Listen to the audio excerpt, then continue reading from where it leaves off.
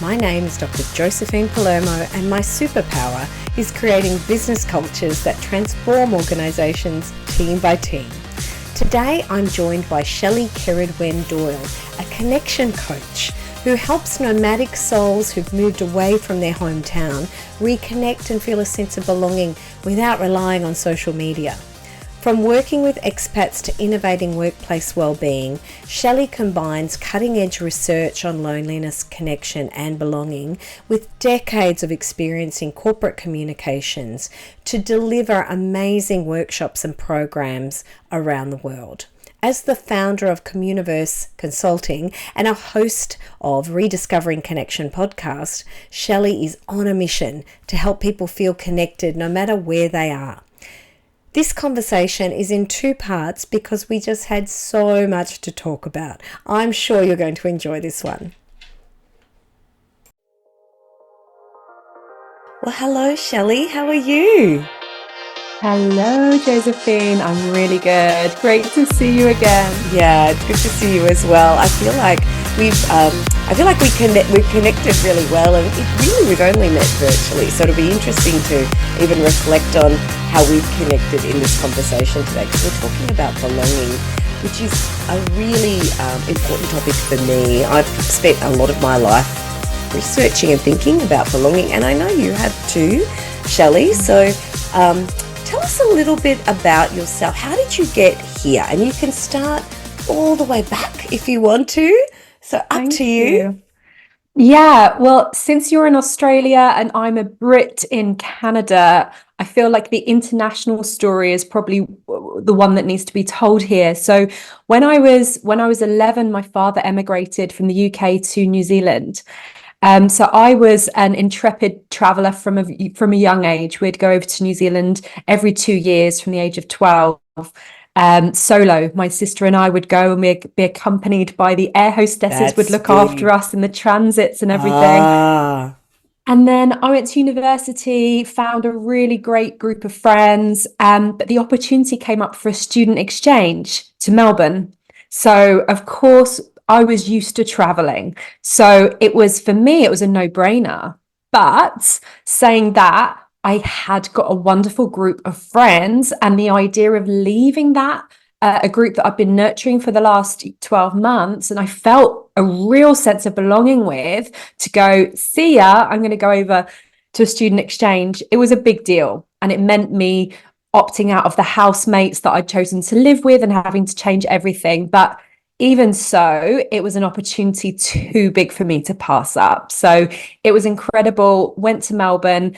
And I remember that was the first time I was intentional about the people that I befriended, because I'd made such great friends at university in the UK.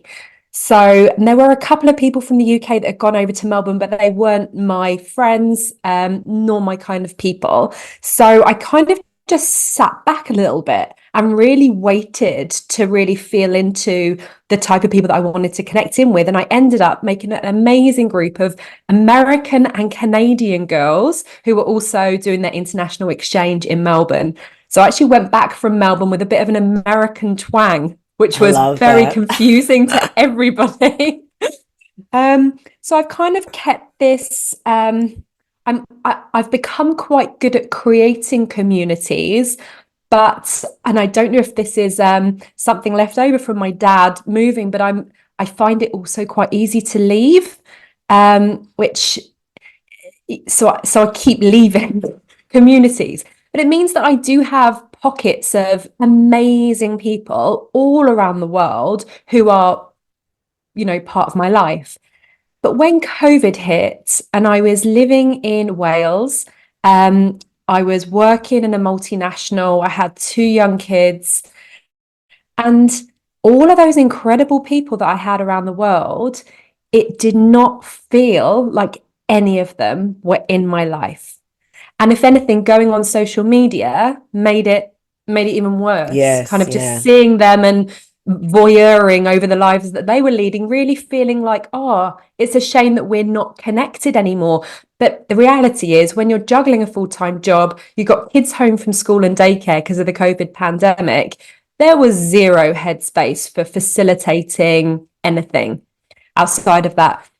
And then just as life got a little bit normal, I moved again to Canada midway through the pandemic to start a mid-career master's. Started all over again. We didn't have anyone here. And then the disconnection that I was already feeling for everybody else, it was really highlighted. We weren't able to have a leaving party because of restrictions. Yes. I'd barely seen anyone in the UK for like the last 18 months. And then we were thrown back into lockdown in Canada. So I was like, I had no choice but to reconnect with myself. And as a mum, I think I'd kind of lost myself a little bit along the way. And it was like, okay, I need to find myself again and really find that essence of me that I was, but with this kind of new learning, new wisdom. And I did. I had a few months of really connecting in with myself, doing a lot of inner work, doing a lot of coaching, to find my voice again. And what really came through strongly was I literally heard you need to help people feel connected. And it was like, I need to start with myself. I needed to feel connected. It's like, I need to do that, because I think the thing is, you teach what you need to learn. So then I started bringing some of my groups together. I brought my Melbourne uni friends together in a live digital event. And whilst we had kept in touch through like WhatsApp and the odd email exchange, we had never come together as a group before. I'd seen a few of them when they visited London, and I'd been back to Melbourne as well. But we had 8 of us, and 5 of us attended that first event. And it was incredible. But even sending that invitation, Josephine, like that felt vulnerable. From the idea coming to me to actually send it was probably months to send it. Right. And it's like, why is this feeling so vulnerable? Like, it's a beautiful idea. Who wouldn't like to receive that invitation? What was the talk in your head? What were you saying to yourself that made you feel a bit doubtful or vulnerable about that? We've all gone in very different directions. Like, I guess people that go on a student exchange, it takes a certain type of person. So quite a few of them are real high achievers. One's got a VC-backed organization, really dynamic women. And me, I've just emigrated again. I'm probably lack of confidence after having kids a little bit, and just feeling less than. And, you see people doing things on social media, and you just think everybody's living this amazing, glamorous life. And you're like, more glamorous than me. Right. That's it. You're like, am I on the same? Right. Will they come? Totally. Am I going to be just there waiting in that little room of my own? But they really came. That's where they did. And we've had 3 or 4 more since then. And we're quite in regular contact as well. We've had an invitation to go to my friend's country retreat in Toronto, and it's beautiful. Like, I feel connected with them again. And honestly, over the course of the last 2 years now, I've kind of done that with various groups, and they're not that regular. Like, I found about every 6 months feels enough for certain groups. And actually doing this work, I realized that I don't now need loads of connection to feel that sense of belonging anymore. But knowing that they're there is Shelley, huge. When you say just give me a sense of what the event was or is, or what's it morphed into, because it sounds like this has now become something that you provide, like a service in a way. So tell me a little bit about what the event is. If I went to an event, way back then they weren't at all structured, so it was literally just come onto a Zoom. Since then, I've toyed with various metaverse platforms, because I'm really quite bullish on this. As soon as I heard about the metaverse, I was really excited. And Yes, I was me like, this is too. how we're going to connect. This is how we're going to connect. It's going to feel amazing. And I do really like the vibe of metaverse platforms. I have trialed them with various groups. A multi-generational group, I would not recommend. That did not go well. There were tech fails. There was Oh actually a no. little bit of anger towards me, and I'm Oh like, I'm no. trying, guys. I'm trying to make this feel good, but yeah, that didn't work. So now I do facilitate circles for organizations. So I facilitate executive circles, whether it's executive teams in one organization or executives from different organizations to come together to talk about topics like connection and belonging in their personal and their professional lives. Because really, if we're feeling that deep sense of connection and belonging in our personal lives, it spills over and the same on the other side, because Yes. really it's all about being able to be our authentic self with the people who we are in the presence of. Yeah, I'm So if we smiling get, because I really resonate with that. Absolutely. yes, I keep talking about we need to develop workplace cultures where we can bring our whole selves. So, and it's mm, exactly in line with what you're saying.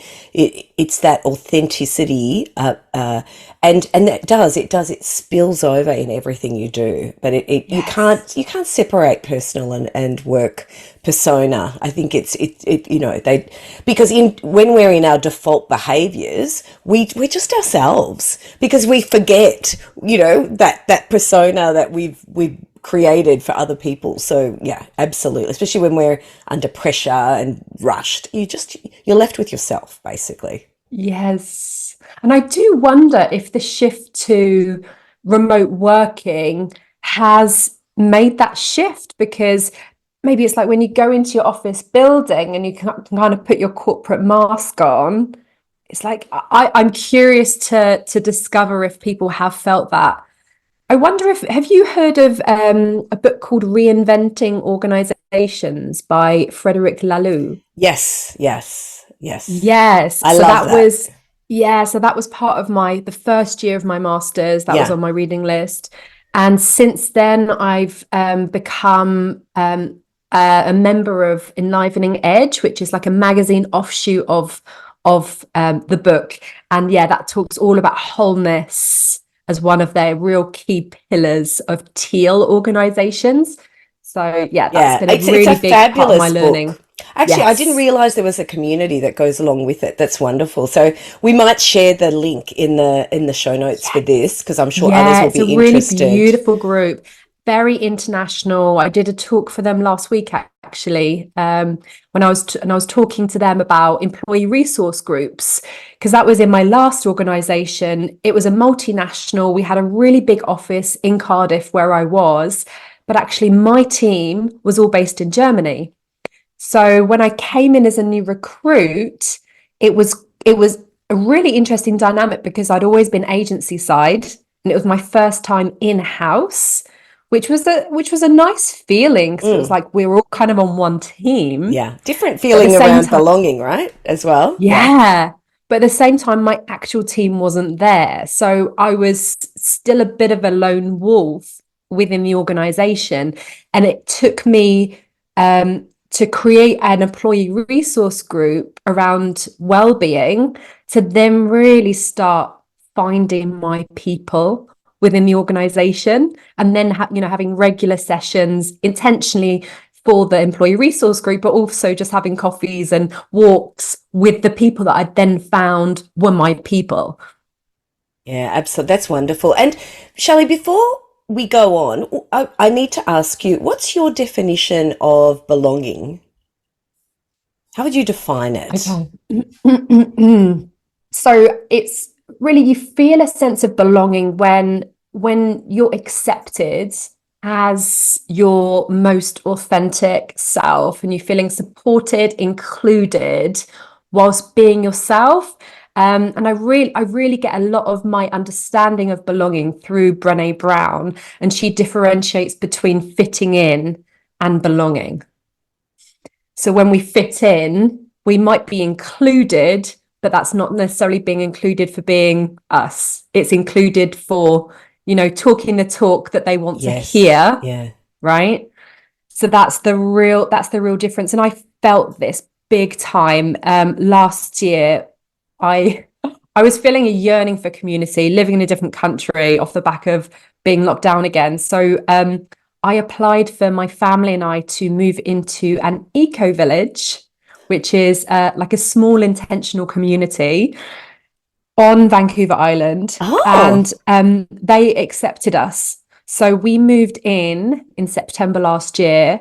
We lasted for 4 months, it was basically like another intensive module of my master's, because I learned so much, but it was hard. It was very hard. And I put my family through it. They did not necessarily, they wouldn't have necessarily chosen to go there had I not been the one going, come on, guys. Like, yeah. What was it like? What were the living conditions like? This is fascinating. I didn't realize there were eco villages in Vancouver. So tell us a little bit about that. So they're like hobbit homes. So all the homes are made of cob, which would have school groups come, and I'd kind of help the kids make these cob walls and everything. But I don't know what cob is from an Australian perspective. So it's a mix of sand, straw and water. Essentially. Okay. Mm-hmm. You just like mix them all together, and then off you go. We did have quite an amazing home. Like, we had a 2-bedroom standalone home, but there was no proper kitchen. We had a fridge freezer, and we had a toaster and a kettle, but that was it. So we ate all of our meals in community every single day. Which was really fun when we first moved in, and everything was outdoors, and there seemed a lot of room, and the kids could run around. And then as soon as winter kind of crept in, and everything went inside, and we actually had to wear masks again, because a couple of the people there were immunocompromised, and that was like, I understand in some places that, we do. And when I'm traveling, I often still do. But like, when you're in your home, and essentially that community space was an extension of our home, that was very challenging again. And I really felt towards the end of it, that feeling of being my authentic self, I really felt a lot of judgment. And I felt myself withdrawing from being my authentic self. So tell me a little bit about that. Where was the judgment coming from, and what was that about? Because I'm sure that's not what the village was intending, right? So no. I think our focuses were very different. So I'd gone in there fully transparent that I was really interested in the social piece. So social sustainability is really what I'm all about. Whereas an eco village, the environmental piece is their predominant. Whilst, the social thing, there are rituals. So every Friday we'd come together in a heart circle, which was a beautiful practice that I'm thrilled to now know and be able to take forwards.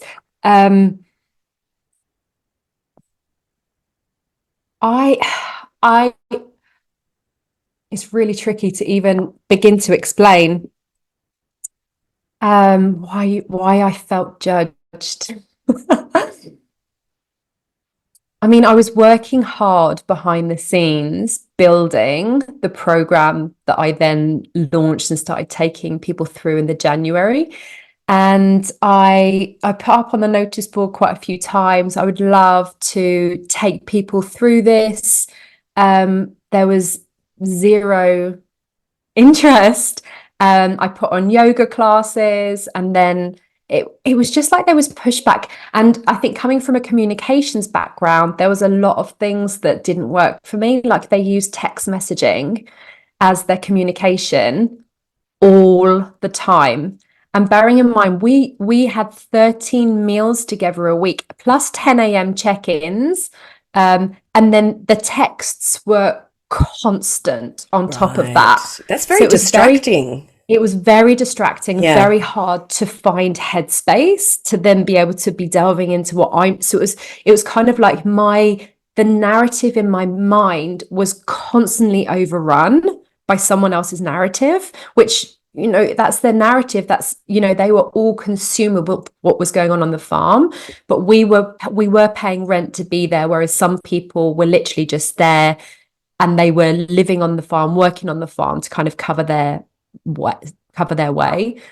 Um, yeah, I'm still unpacking it, I can honestly. imagine. I can imagine because what was your I imagine there's a little bit of disappointment there too because well, obviously you applied and it was an experiment, but I'm sure that there are lots of lessons for you. So I'm sure that's Oh you're still yeah. processing it because I can see how, for example, that shared sense of purpose, because what you're saying is maybe there was a bit of a misalignment there. Everyone else was interested in the farm and the Mhm. kind of environmental sustainability. And the work that I do, for example, with teams, it's all about creating that sense of shared purpose. So maybe, there's a lesson in that where you saw that play out. And that's really, there's a relationship there with this sense of belonging as well. So, and Mm. I'm sure that makes sense, but there would be Yeah. other lessons there as well. I appreciate the thoughts. It's going to help me. Yeah. And one of the things, like, I'm all about innovative technology. So I think I kept proposing ways to do things better, Yeah. and everything that I was proposing was kind of pushed back. Of course, because you're the new person in the group and you've come in, But you're I an was early like, adopter I and you're wanted, going, I wanted to add value. And it yeah. was like, I just didn't feel like I was able to add the value that I felt I could. And Yeah. that was frustrating. Yeah, yeah, and Yeah, that sense of contribution is really like all of this has lessons to what we do in life and in organizations because it's totally. really with groups it is really important to allow for that openness, and we know that openness drives innovation. So I can imagine going into a group and you've got this wealth of ideas, and you want to share that, but people in the group are sort of there thinking, we've done this the same for so many months or years or whatever.